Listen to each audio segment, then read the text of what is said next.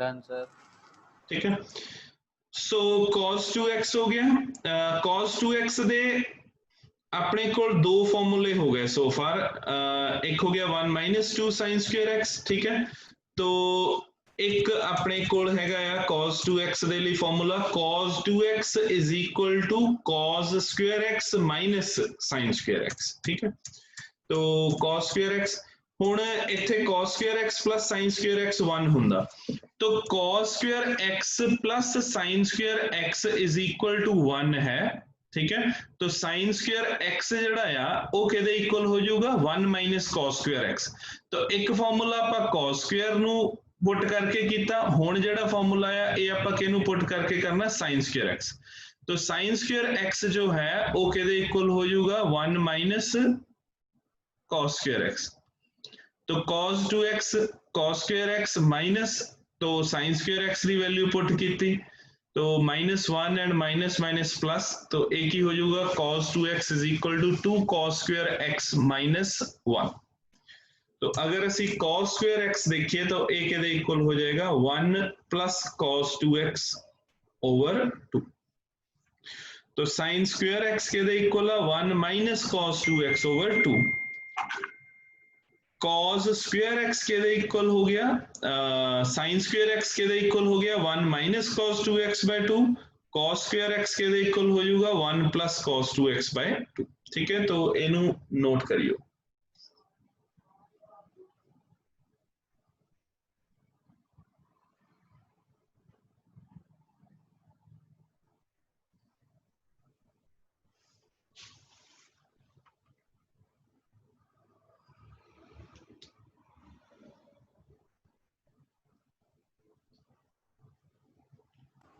Done sir, ठीक है। सो ये रिजल्ट्स जिहड़े हैगे आ ये आपां यूज करने आ इहदे विच प्रोजैक्टाइल दे विच, ठीक है जी। तो ज़्यादा इंपॉर्टेंट जिहड़ा रिजल्ट हैगा आ वो हैगा आ इहदे विच कोसाइन 2x, ठीक है। तो sin 2x जो है is equal to sin x cos x जिहड़ा आ ये बहुत इंपॉर्टेंट रिजल्ट आ, ठीक है। सो नेक्स्ट चैप्टर लिखियो जी प्रोजैक्टाइल।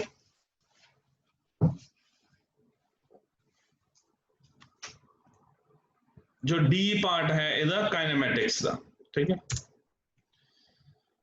सो प्रोजैक्टाइल आपां लास्ट टाइम थोड़ा जिहा डिस्कस कीता सीगा, तो आपां दोबारा भी वो पार्ट जिहड़ा आ वो डिस्कस करांगे, ठीक है। तो motion in a plane, motion in a plane मतलब की हो गया 1 डायमेंशनल 2 डायमेंशनल के 3 डायमेंशनल 2 डायमेंशनल 2 डायमेंशनल हो गया, ठीक है।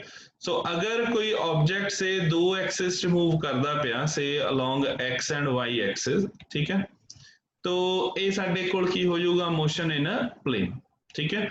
तो अगर ये ऑब्जेक्ट इत्थे इस टाइप नाल मूव करके गया, ठीक है, तो ਇਹਦਾ मतलब की होया कि कुछ डिस्टेंस इन्हें अलोंग एक्स एक्सिस कवर किया ते कुछ डिस्टेंस हैगा आ ਉਹ ਨੇ वाई एक्सिस कवर किया। कुछ वेलोसिटी जिहड़ी हैगी आ वेलोसिटी दा पार्ट जिहड़ा आ ਉਹ कुछ अलोंग एक्स एक्सिस आ गया, तो कुछ जिहड़ा हैगा आ ਉਹ अलोंग वाई एक्सिस आ गया। सिमिलरली कुछ एक्सेलरेशन दा पार्ट जिहड़ा आ ਉਹ अलोंग एक्स एक्सिस होगा ते कुछ जिहड़ा हैगा आ ਉਹ वाई एक्सिस दे अलोंग होगा, ठीक है। So that is 2 dimensional motion जिहड़ा हैगा, ठीक है। तो क्योंकि अगर खाली इदां ही जांदा तां ਇਹਦਾ मतलब वेलोसिटी भी अलोंग एक्स एक्सिस आ, डिस्प्लेसमेंट भी अलोंग एक्स एक्सिस आ, एक्सेलरेशन भी अलोंग पॉजिटिव और नेगेटिव एक्सिस हो जाऊगी, ठीक है। तो ये अपने कोल केस हुंदा हैगा आ। तो इत्थे हुण की आ कि जदों असीं मोशन इन अ प्लेन करना आ तां इत्थे दो डिस्प्लेसमेंट्स आ, दो वेलोसिटीज आ।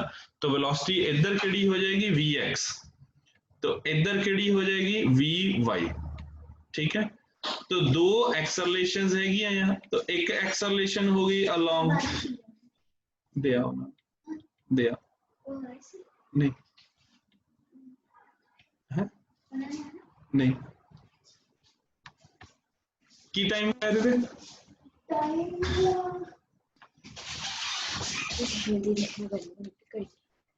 दे या तो उत्थे उन्होंने सामने शॉप पे खा ली।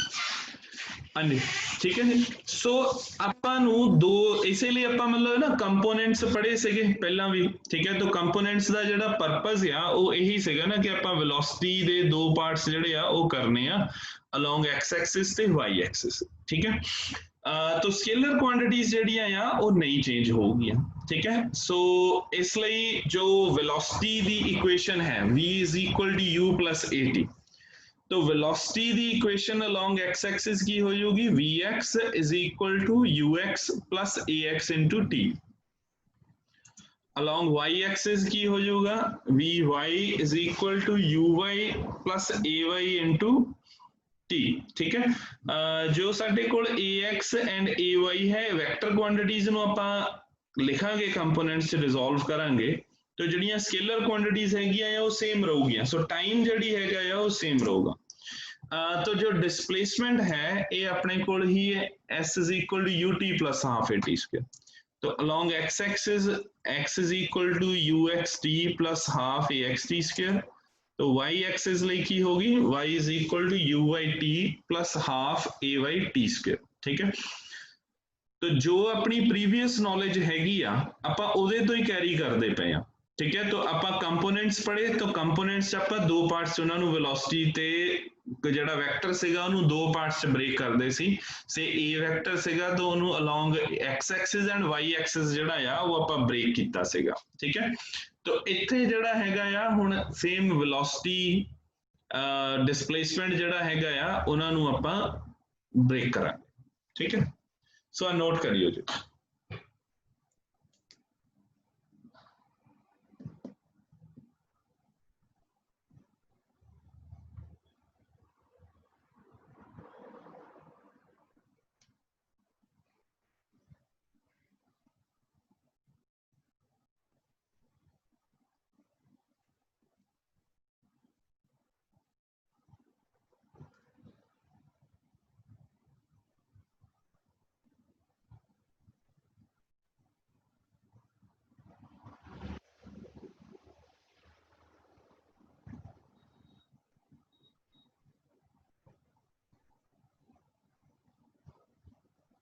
हाँ जी, नोट कर ले जी।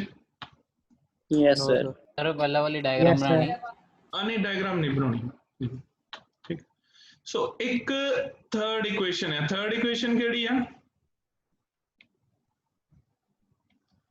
v square minus u square is equal to 2as।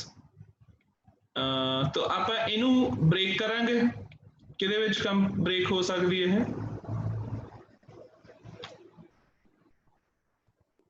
Components.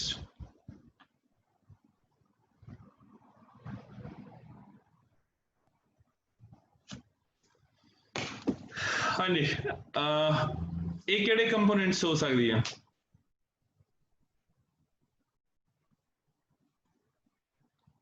हो सकदी कि नहीं हो सकदी, यस सर। तो ये जो इक्वेशन है ये एक्चुअली ਆਪਾਂ ਇਹਨੂੰ ਰਿਜ਼ੋਲਵ ਨਹੀਂ ਕਰ ਸਕਦੇ ਦੋ ਕੰਪੋਨੈਂਟਸ ਦੇ ਵਿੱਚ, ਟੈਕਨੀਕਲੀ ਆਪਾਂ ਨਹੀਂ ਰਿਜ਼ੋਲਵ ਕਰ ਸਕਦੇ, ठीक है। क्यों नहीं रिजॉल्व कर सकते, क्योंकि ये जो एक्सप्रेशन है सारी एक ही है स्केलर, ठीक है। भावें v वेलोसिटी है, ठीक है, a एक्सेलरेशन है तो a भी वेक्टर क्वांटिटी हैगी है, ठीक है। पर फिर भी ਆਪਾਂ इस इक्वेशन ਨੂੰ स्केलर इक्वेशन कहने आ। ਉਹ क्यों कहने आ,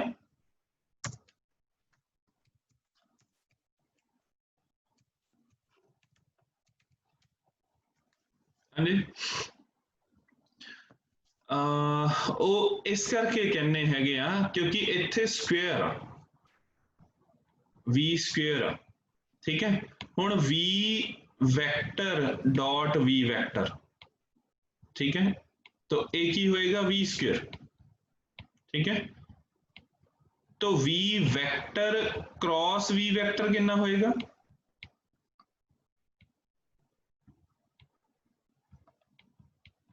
v vector cross v vector कितना होगा जी, 0 0, ठीक है।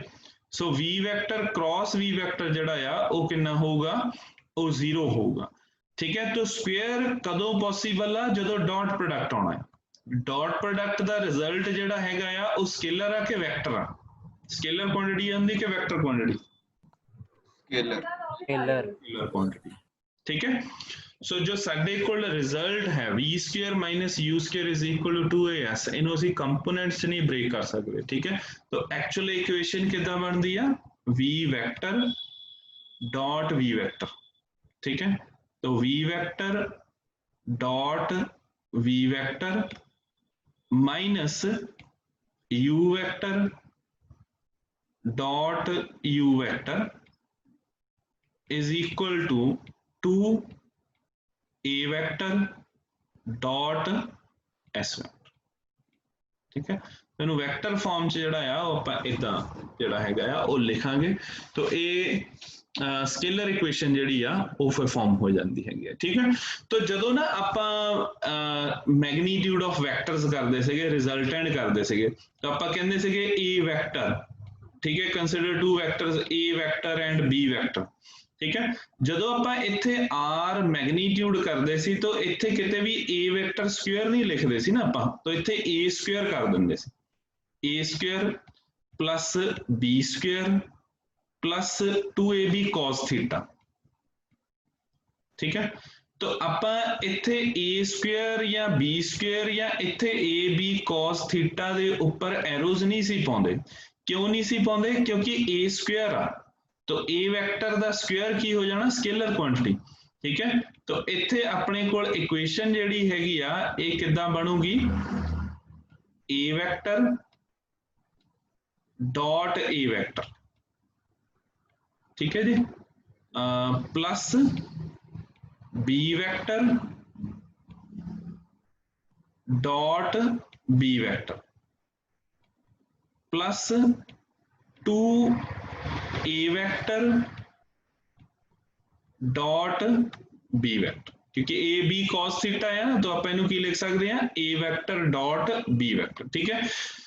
तो इस लई असीं इत्थे a स्क्वायर a वैक्टर दा स्क्वायर नहीं सी करदे, तो आपां इत्थे इनू इदां नहीं सी लिखदे a वैक्टर स्क्वायर आ तो प्लस b वैक्टर स्क्वायर आ, ठीक है, plus 2a vector b vector cos theta जिहड़ा आ वो इस करके नहीं सी लिखदे क्योंकि स्केलर टर्म हो जाती हैगी, ठीक है। तो ax स्क्वायर जदों प्लस कंपोनेंट्स भी ax square plus ay square करदे आ तो उत्थे भी आपां जिहड़े हैगे आ वो एरोज नहीं मार्क करदे हैगे, ठीक है जी, समझ गए जी। तो पॉइंट हैगा या यस सर, ठीक है। Yes. तो आपां प्रोजेक्टाइल मोशन दे विच ये दो टाइप दी इक्वेशंस दे नाल ही काम चलाउणा हैगा आ, ठीक है। तो कुछ एक बुक्स दे विच v square minus u square is equal to as नाल भी कर लेंदे हैगे आ, ठीक है। तो आपां वो ठीक आ गलत हैगे आ आपां ओहदे विच नहीं पैना हैगा, ठीक है। तो हर कोई अपनी अपने हिसाब नाल ठीक ही हुंदा आ, पर आपां जिहड़ा हैगा आ वही पॉइंट जिहड़ा वो रखदे आ कि साडे कोल v square minus u square is equal to as जिहड़ी हैगी आ वो स्केलर इक्वेशन जिहड़ी आ ਉਹਨੂੰ ਹੀ ਆਪਾਂ ਜਿਹੜਾ ਹੈਗਾ ਆ ਉਹ ਲਵਾਂਗੇ, ਠੀਕ ਹੈ। ਸੋ ਪ੍ਰੋਜੈਕਟਾਈਲ ਆਪਾਂ ਲਾਸਟ ਟਾਈਮ ਡਿਸਕਸ ਕੀਤਾ ਸੀਗਾ ਨਾ ਕਿ ਪ੍ਰੋਜੈਕਟਾਈਲ ਦੇ ਵਿੱਚ ਅਗਰ ਐਰੋਪਲੇਨ ਜਿਹੜਾ ਹੈਗਾ ਆ ਉਹ ਕੋਈ ਆਬਜੈਕਟ ਉਹਨੇ ਥਰੋ ਕੀਤਾ, ਠੀਕ ਹੈ। तो ਜਦੋਂ ਆਬਜੈਕਟ ਥਰੋ ਕੀਤਾ ਤਾਂ ਕਿਉਂਕਿ ਉਹਦੀ ਇਨੀਸ਼ੀਅਲ ਵੈਲੋਸਿਟੀ ਹੈਗੀ ਆ, ਠੀਕ ਹੈ। तो ਆਪਣੇ ਕੋਲ ਇਹਦੀ ਇਨੀਸ਼ੀਅਲ ਵੈਲੋਸਿਟੀ ਇੱਧਰ ਆ, ठीक है। इनिशियल वेलोसिटी जो रॉकेट दी एरोप्लेन दी जिहड़ी आ वो वेलोसिटी है, तो ux जिहड़ी हैगी आ वेलोसिटी ये हैगी आ u, ठीक है।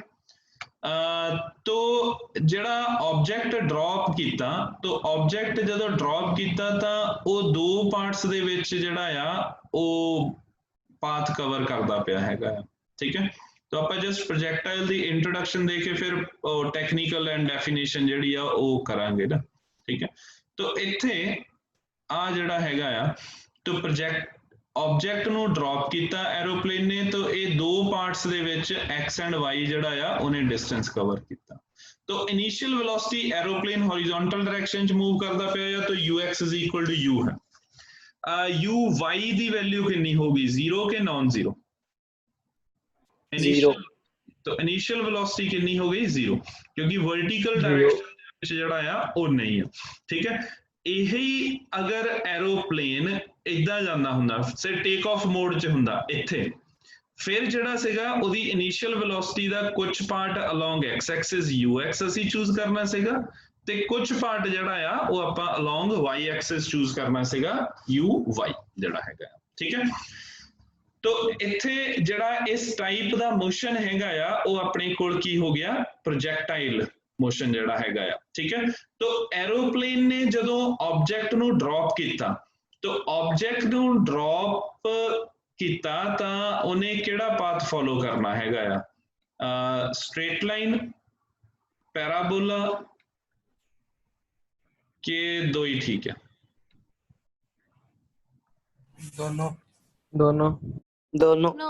दोनों पाथ ठीक है तो ये जो पैराबोलिक पाथ शो हो रहा है ये किहदे लई आ observer standing on the ground तो ऑब्जर्वर स्टैंडिंग आउटसाइड दा जिहड़ा प्लेन हैगा आ वो अपने कोल किहड़ा पाथ फॉलो करूगा पैराबोलिक पाथ तो इस टाइप नाल जिहड़ा हैगा आ वो कर्व करेगा ठीक है तो ਇਹ ਤਾਂ ਸਾਡੇ ਕੋਲ ਕੀ ਹੋ ਗਿਆ ਇਹਦਾ ਜਿਹੜਾ ਹੈਗਾ ਆ ਉਹ ਪੈਰਾਬੋਲਿਕ ਪਾਥ ਹੋ ਗਿਆ तो ਇਹਨੂੰ ਕੀ ਕਹਿ ਦਿੰਦੇ ਹੈਗੇ ਆ ਪ੍ਰੋਜੈਕਟਾਈਲ ਠੀਕ ਹੈ तो दूसरा ਜਿਹੜਾ ਹੈਗਾ ਆ ਇੱਕ ਪਾਇਲਟ ਵਿਊ ਹੋ ਗਿਆ तो ਜਦੋਂ ਇਹਨੇ ਆਬਜੈਕਟ ਡ੍ਰੌਪ ਕਰਨਾ ਹੈਗਾ ਆ तो ਇਹਦੇ ਲਈ ਜਿਹੜਾ ਆਬਜੈਕਟ ਆ ਡਾਊਨਫਾਲ ਹੋ ਰਿਹਾ ਹੈਗਾ ਆ तो ਇਹ ਕਿਹੜਾ ਪਾਥ ਫੋਲੋ ਕਰਦਾ ਪਿਆ ਆ ਸਟ੍ਰੇਟ ਲਾਈਨ ਪਾਥ ਜਿਹੜਾ ਹੈਗਾ ਆ ਉਹ ਪਾਥ ਫੋਲੋ ਹੋ ਰਿਹਾ ਆ ਠੀਕ ਹੈ ਜੀ समझ गए जी ठीक है तो दो हो गए एक ਜਦੋਂ ਐਰੋਪਲੇਨ ਨੇ ਡ੍ਰੌਪ ਕੀਤਾ ਕੋਈ ਵੀ ਆਬਜੈਕਟ ਜਿਹੜਾ ਹੈਗਾ ਆ तो ਆਬਜੈਕਟ ਨੂੰ ਜਦੋਂ ਡ੍ਰੌਪ ਕਰਨਾ ਹੈਗਾ ਆ ठीक है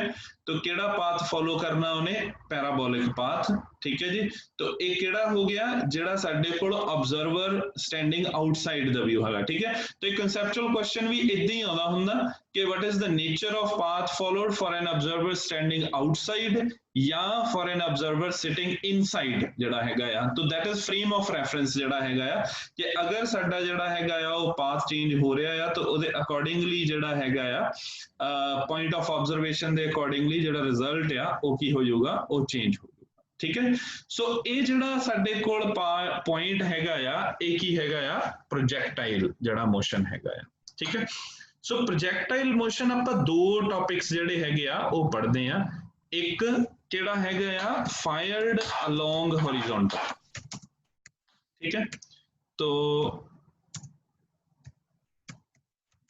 fired along horizontal direction और दूसरा जड़ा हैगा या वो की है fired at angle ठीक है तो fired at angle तो like just जदा बो जड़ा हैगा या एरो शॉट करदे हैगे आ ठीक है तो इस टाइप नाल ਜਦੋਂ ਆਪਾਂ ਐਰੋ ਨੂੰ ਸ਼ਾਰਟ ਕਰਨਾ ਹੈਗਾ ਆ ਤਾਂ ਉਹਨੇ ਇਹ ਪਾਥ ਜਿਹੜਾ ਹੈਗਾ ਆ ਉਹ ਫੋਲੋ ਕਰੂਗਾ ਠੀਕ ਹੈ तो ਇਹ ਇੱਕ ਟਾਈਪ ਦਾ ਪ੍ਰੋਜੈਕਟਾਈਲ ਹੈਗਾ ਆ ਤਾਂ ਇਹਦੇ ਵਿੱਚ ਦੋ ਹੀ ਐਕਸਿਸ ਆਉਣੀਆਂ ਹੈਗੀਆਂ ਅਲੋਂਗ ਐਕਸ ਐਕਸਿਸ ਵੀ ਤੇ ਅਲੋਂਗ ਵਾਈ ਐਕਸਿਸ ਠੀਕ ਹੈ तो ਪਹਿਲਾ ਜਿਹੜਾ ਪਾਥ ਹੈਗਾ ਆ ਉਹ ਆਪਾਂ ਕਿਹੜਾ ਡਿਸਕਸ ਕਰਨਾ ਹੈਗਾ ਆ ਮੇਨਲੀ ਆਈ ਵਾਲਾ ਜਿਹੜਾ ਪ੍ਰੋਜੈਕਟਾਈਲ ਫਾਇਰਡ ਅਲੋਂਗ ਦਾ ਹੌਰੀਜ਼ੌਂਟਲ ਡਾਇਰੈਕਸ਼ਨ ਵਾਲਾ ਠੀਕ ਹੈ ਆਈਡੀਆ ਹੋ ਗਿਆ ਜੀ ਇਹਦਾ तो अगर असी हुण आ वाली सिचुएशन देखिए ठीक है तो ट्रक दे विचों बॉल रिलीज कीती तो बॉल रिलीज कीती हुण जदों बॉल इत्थों वापस आऊगी इत्थे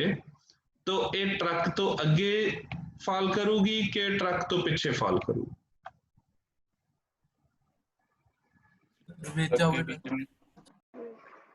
ठीक है तो ये जिहड़ी बॉल हैगी आ ये की होगी ये ट्रक दे एग्जैक्टली जिहड़ा हैगा आ वो विच ही जिथों स्टार्ट कीती हैगी आ तो उत्थे ही जिहड़ा हैगा आ वो आके फॉल करेगी ठीक है सो इत्थों प्रोजेक्टाइल स्टार्ट कीता तो ये जो प्रोजेक्टाइल थ्रो कीता वैसे ये एंगल दे उपर थ्रो कीता कि वर्टिकली अपवर्ड डायरेक्शन दे विच थ्रो कीता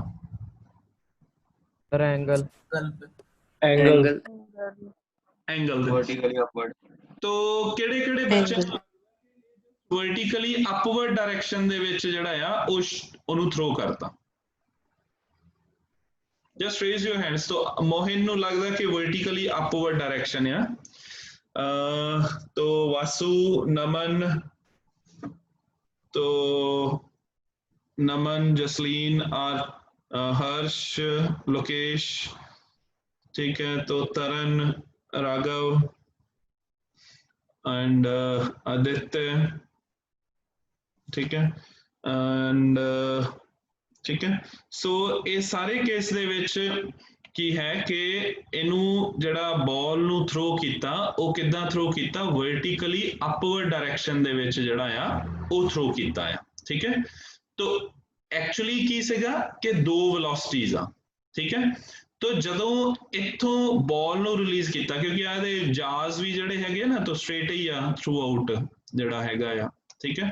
तो बॉल दे विच बॉल दे उपर इनिशियल वेलोसिटीज एक आ कि दो आ?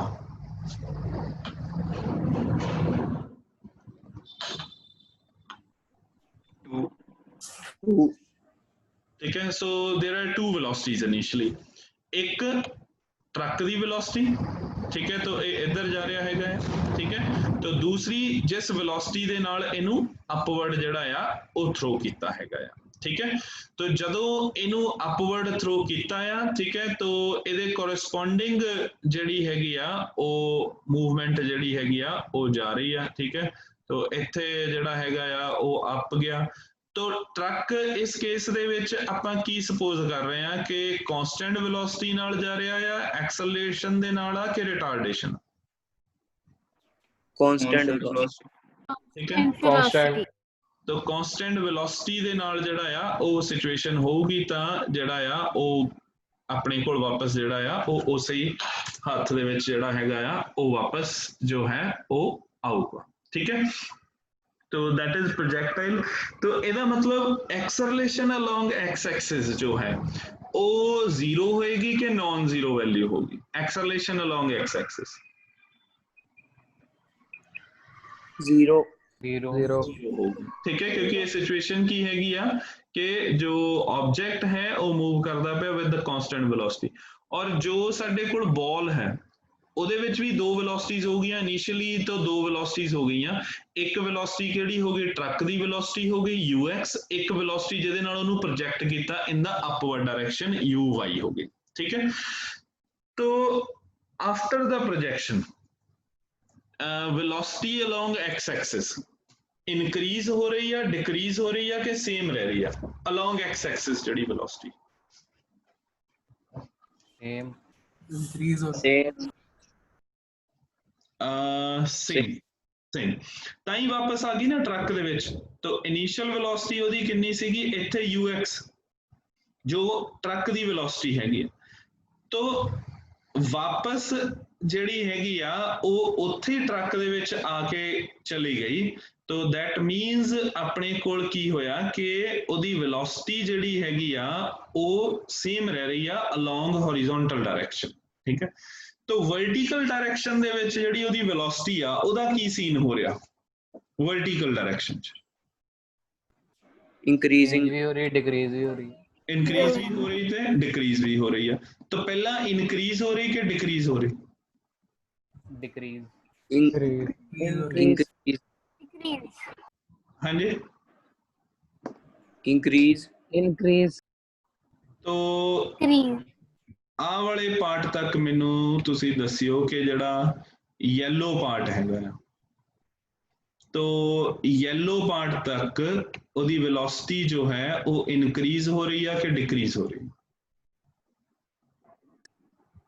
Decrease Increase.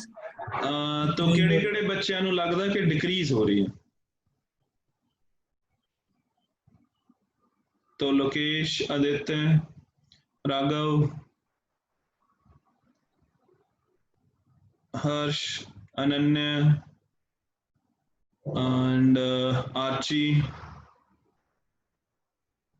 ठीक है, प्रगुन, फाइन, ठीक है, रोजली, ठीक है, ठीक है। तो जो वेलोसिटी है इनिशियली की हो रही है डिक्रीज हो रही है वेलोसिटी, ठीक है। तो पहला वेलोसिटी डिक्रीज होगी ते हाईएस्ट पॉइंट ते वेलोसिटी कितनी हो जाएगी? Zero. Zero. V Y zero होगी, वी एक्स जीरो होगी कि both?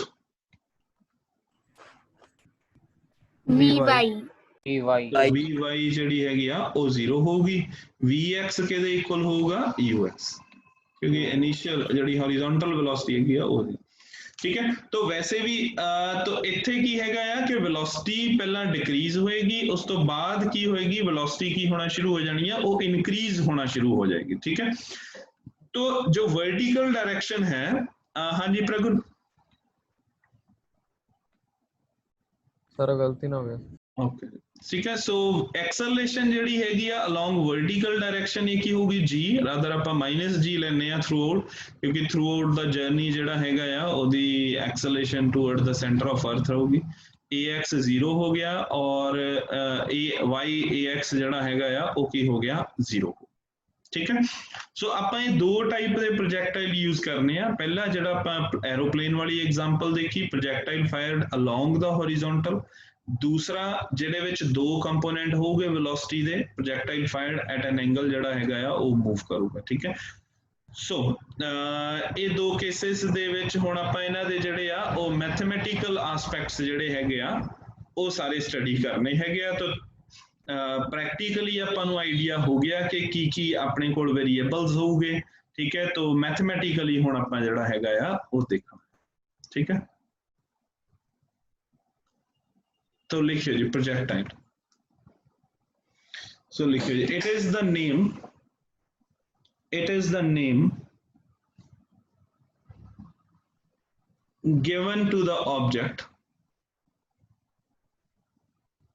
which is projected with some initial velocity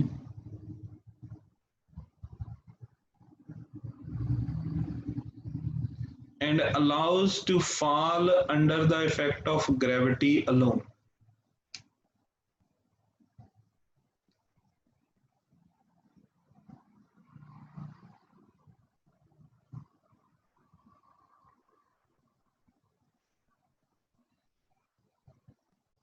लिख लिया जी यस सर ठीक है। ये जो प्रोजेक्टाइल की डेफिनेशन है ना ये सिर्फ काइनेमैटिक्स ਲਈ ਐਪਲੀਕੇਬਲ ਆ fall under the effect of gravity alone ਠੀਕ ਹੈ। ਐਕਚੁਅਲੀ ਜਦੋਂ ਅਸੀਂ +2 ਚ ਪੜਾਂਗੇ ਤਾਂ ਚਾਰਜ ਪਾਰਟੀਕਲ ਇਲੈਕਟ੍ਰਿਕ ਫੀਲਡ ਚ ਵੀ ਮੂਵ ਕਰਦਾ ਆ ਮੈਗਨੈਟਿਕ ਫੀਲਡ ਚ ਵੀ ਮੂਵ ਕਰਦਾ ਆ ਠੀਕ ਹੈ। ਤਾਂ ਇਹ ਜਿਹੜਾ ਹੈਗਾ ਆ ਉਹਨੂੰ ਵੀ ਅਸੀਂ ਪ੍ਰੋਜੈਕਟਾਈਲ ਹੀ ਕਹਿਣਾ ਹੈ ठीक है। तो इसलिए ग्रेविटी वाला केस ये स्पेशल केस ਆਪਾਂ ਕਹਿ ਸਕਦੇ ਹਾਂ कि it is the special case कि भी under the effect of gravity alone ਇਸ ਕੇਸ ਦੇ ਲਈ ਠੀਕ ਹੈ। ਤਾਂ ਇਹ ਨਹੀਂ ਆ ਕਿ ਪ੍ਰੋਜੈਕਟਾਈਲ ਕਿਸੇ ਹੋਰ ਫੋਰਸ ਜਾਂ ਫੀਲਡ ਚ ਮੂਵ ਕਰਦਾ ਪਿਆ ਆ ਤਾਂ ਆਪਾਂ ਉਹਨੂੰ ਪ੍ਰੋਜੈਕਟਾਈਲ ਨਹੀਂ ਕਹਿ ਸਕਦੇ ਖਾਲੀ ਗ੍ਰੈਵਿਟੀ ਚ ਹੀ ਕਹਿ ਸਕਦੇ ਹੈਗੇ ਠੀਕ ਹੈ। ਤਾਂ ਇੱਥੇ ਆਪਾਂ ਕਿਉਂਕਿ ਬਾਕੀ ਸਾਰਾ ਕੁਝ ਕਾਂਸਟੈਂਟ ਅਸਿਊਮ ਕਰ ਦਿੰਨੇ ਹੁੰਨੇ ਆ ਤਾਂ ਗ੍ਰੈਵਿਟੀ ਹੈ ਤਾਂ ਬਾਕੀ ਕੋਈ ਫੈਕਟਰ ਨਹੀਂ ਹੈਗਾ ਵੈਕਿਊਮ ਹੈ तो कोई एयर फ्रिक्शन नहीं है कोई ਉਹਦਾ मास नहीं है प्रोजेक्टाइल ਦਾ तो यही ਜਿਹੜਾ केस ਹੈਗਾ ਆ ਉਹ ਆਪਾਂ ਦੇਖਣਾ ਹੈ ठीक है। सो फर्स्ट लिखियो जी हॉरिजॉन्टल प्रोजेक्शन ऑफ प्रोजेक्टाइल तो ਜਿਹੜਾ एरोप्लेन वाला केस ਹੈਗਾ तो दोबारा ज्वाइन कर लइयो सारे जने ਜਦੋਂ डिस्कनेक्ट हो गया था ठीक है। तो हॉरिजॉन्टल प्रोजेक्शन ऑफ प्रोजेक्टाइल